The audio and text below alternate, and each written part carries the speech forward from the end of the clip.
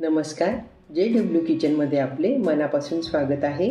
आज आपण अधिक महिना निमित्त कुरकुरीत जाळीदार अनारसे बनवण्यासाठी लागणारे पीठ कसे तयार करायचे ते बघणार आहोत। त्यासाठी लागणारे साहित्य याप्रमाणे आहे। येथे मी पाव किलो म्हणजेच 250 ग्रॅम घोटी कोळपी तांदूळ गाळून निवडून घेतला आहे। अनारसे करण्यासाठी तांदूळ जुनाच घ्यावा। ज्या तांदळाचा भात खिचडी मोकळी होते असाच तांदूळ घ्यावा, त्यामुळे अनारसे जाळीदार होतात। प्रथम आपण तांदूळ पाण्याने स्वच्छ धुवून घेऊ।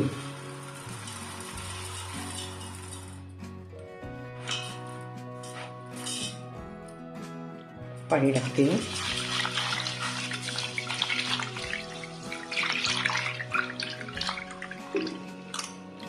तांदूळ असा चोळून धुवून घेऊ आपण।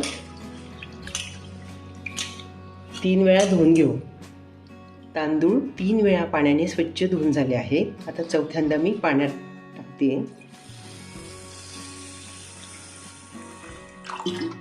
तांदूळ 3 दिवस पूर्ण आपण भिजू देऊ।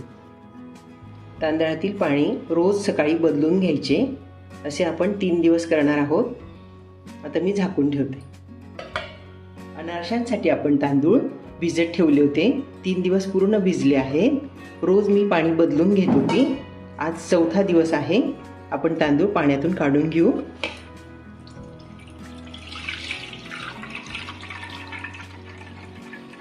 तांदूळ छान भिजले आहेत। हे पाणी आपण झाडांना टाकू शकतो। तांदळात मी नवीन पाणी टाकून जरा हलवून घेते, म्हणजे आंबट वास असा निघून जातो। अलगदच हलवायचे, असे जास्त चोळायचे नाही। छान भिजले तांदूळ मस्तच। आता मी एका भांड्यावर चाळणी ठेवून तांदूळ काढून घेते।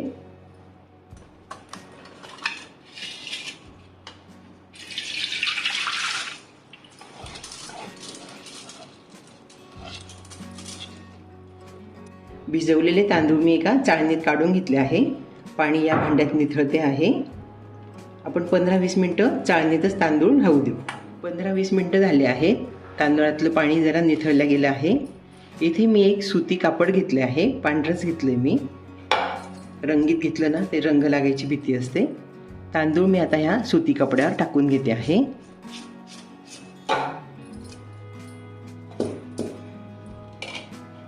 असे पातळसर पसरून आपण 1 ते 1.5 तास छान वाळवून घेऊ।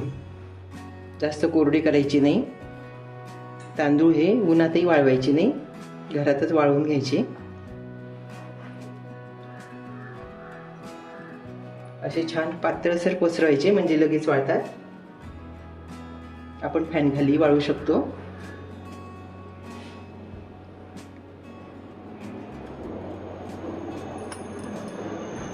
एक 1.5 तास आपण आता हे वाळवून घेऊ।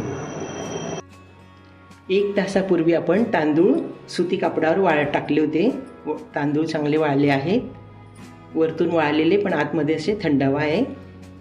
आता आपण हे तांदूळ गोळा करून मिक्सरमध्ये वाटून घेऊ। कापडावरचे तांदूळ मी भांड्यात काढून घेतले आहे। येथे मी मिक्सरचे छोटे भांडे घेतले आहे, त्यात तांदूळ टाकून घेते आहे।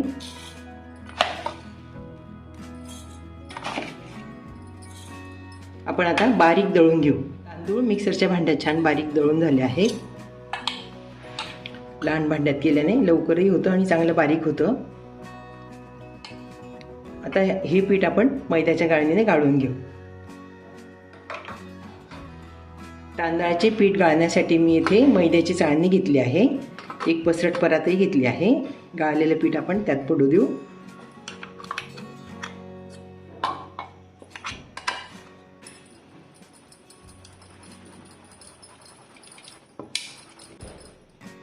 असं बारीक पीठ पडतंय छान। तांदळाचे पीठ मैद्याच्या गाळणीने गाळून झाले आहे। छान बारीक पीठ आले मस्त। शिल्लक राहिलेली ही जाडकणी आता आपण दुसऱ्या तांदळांबरोबर करून घेऊ। प्रमाणशीर वाळल्यामुळे जास्त चुरी निघाली नाही। जास्त कोरडे वाळले ना तांदूळ तर बारीक होत नाही, चुरी जास्त शिल्लक राहते। अशा पद्धतीने आपण शिल्लक राहिलेले तांदूळ पण दळून घेऊ। अशा पद्धतीने सगळे तांदूळ मी मिक्सरच्या भांड्यात बारीक दळून घेतले, गाळून पण घेतले आहे. एवढी कणी उरली आहे. हे आपण थालीपीठ दशम्यांमध्ये वापरू शकतो. आपण गुळाचे अनारसे करणार आहोत, त्यासाठी मी इथे गूळ सुरीने चिरून घेतला आहे. आता आपण हे तांदळाचे पीठ मोजून बघू. तांदळाचे पीठ मोजण्यासाठी मी आपली नेहमीची भाजीची वाटी घेतली आहे. त्यात मी आता पीठ टाकून बघते.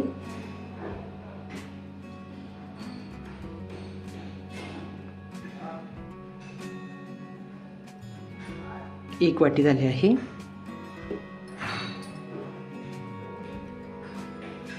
दुसरी वाटी झाली आहे.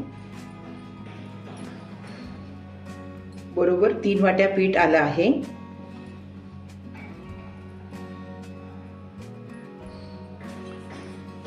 तीन वाटी पिठाला आपण आता चिरून घेतलेला 1.5 वाटी गूळ टाकणार आहोत.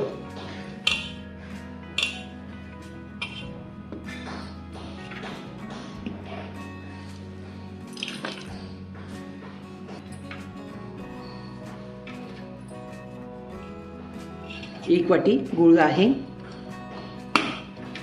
आता परत आपण अर्धी वाटी गूळ घेणार आहोत.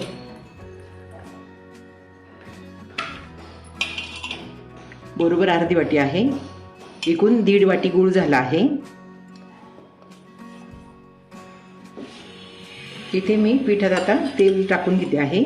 गोडे तेल आहे, कच्चंच घेते आहे. 1.5 चमचा तेल टाकून घेते आहे.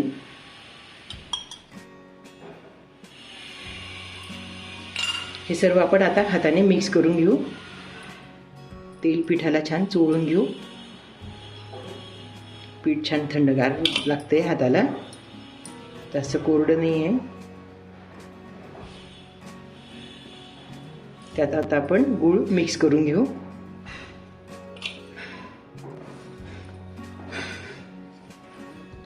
गूळ व तांदळाचे पीठ छान मिक्स करून आपण डब्यात भरून घेऊ. तांदळाचे पीठ व गूळ छान मिक्स करून झालं आहे.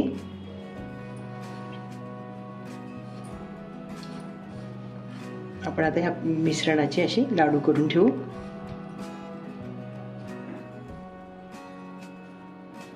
छान झालंय पीठ, मस्त लाडू वळले जातात. ते गूळ व तांदळाचे पीठ छान मिक्स करून झाले आहेत. अशा प्रकारे असे घट्ट लाडू वळून झाले आहेत. आता आपण हे पीठ मुरण्यासाठी डब्यात ठेवून देऊ. 4 ते 5 दिवस आपण हे पीठ मुरू देऊ. अनारसे करताना या पिठाला थोडे दूध किंवा दही लावून आपण मळून अनारसे करू शकतो. अधिक महिना विशेष असे अनारशांचे पीठ अगदी साध्या सोप्या पद्धतीने तयार झाले आहे. गुळाचे अनारसे तर चवीला खूपच छान लागतात. तर मग आपण पण या पद्धतीने अनारशांचे पीठ घरी नक्की करून बघा. हा व्हिडिओ बघितल्याबद्दल धन्यवाद.